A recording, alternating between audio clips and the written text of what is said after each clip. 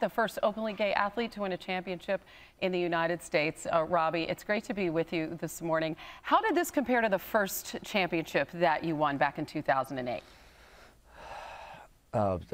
So much different. You know, obviously both career-wise, great accomplishments, and I don't want to take anything away from that team in 2008. But for me personally, you know, I remember when my family came down to the field in 2008, and I was, you know, happy and I was okay. And after the game, I went to get some drinks, and I just went home and I went to sleep. And I was just very closeted and depressed, and not really in touch with my emotions. But my family came down to the field Sunday, and I broke down and I started crying, and I just kind of all the stuff I've been through the past few years kind of just came out of me, and I was so excited to share that moment with them. So I'm a totally different person, you know, obviously kind of the same player, except I'm playing a different position as well.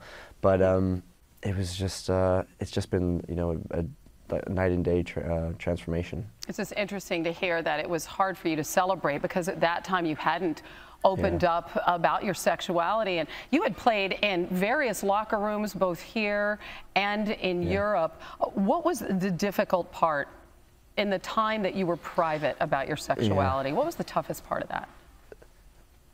Yeah, I think, you know, the most difficult part is the amount of things that you hear from a very young age that really just scar you and make you believe that it's not possible to be an out gay athlete. You know, I would be in a locker room when guys were having discussions, you know, and I would hear it, and they'd be like, "How could you even be gay? How could a guy go through the act of loving another man? How, like, blah blah blah? How could you do that?" So I'd be sitting there as a closeted gay man, thinking that, oh, it's not possible for me to be myself, and to be in this locker room. So that's why eventually when I came out, I stopped for a few months.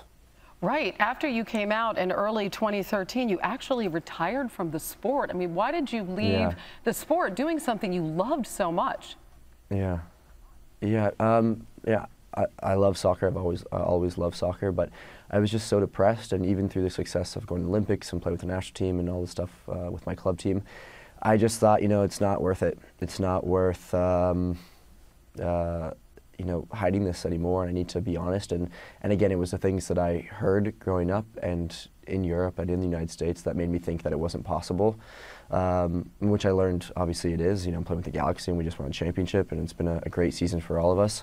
So, you know, I've learned a lot about this whole process. I think I've learned that most athletes aren't necessarily homophobic, but it's just that sports locker room mentality and the testosterone and the stereotype that guys try to live up to. Know that you're currently the only openly gay athlete in a North American sports league. Jason Collins has retired. Michael Sam is not currently with an NFL team. Were you hoping that after you came out and after these high-profile players did, a lot of discussion, were you hoping that athletes would be openly gay in greater numbers at this point?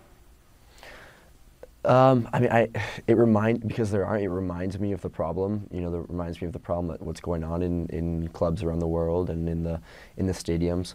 I am frustrated a little bit, especially last year. I was frustrated. I was like, come on, like, when are more people going to kind of do this so that, you know, you don't have to always talk about it.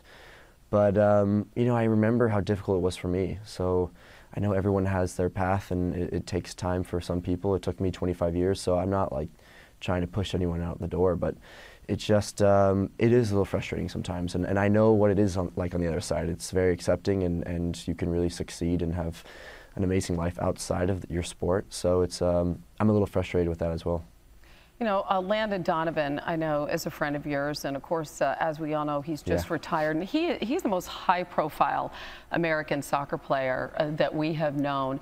To what extent was he supportive of you, and what did that mean?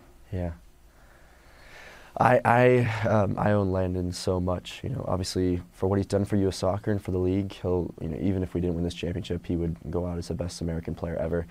But he was also one of the guys that just supported me at the beginning, and you know, before I went back to train with the Galaxy, before I even signed, I was like, hey, let's go grab coffee, because I'm really afraid to go back in the locker room. I don't know how I'll be treated. And so we just sat down and we talked about a bunch of different stuff. We talked about, you know what might happen in the locker room. We talked about mental health issues and in sports, and you know, he's been reading my book recently, and he was like, the other night after we won, he's like, it's been so interesting reading your book while playing on the left side with you and going through the playoffs. And he's like, it's just crazy to see how depressed you are even when you were going through the playoffs and winning championships, to now how you're extremely happy, and you know, you can just be yourself. So he's been such a great teammate, such a great friend, and I mean, just such a great role model for the young athletes out there.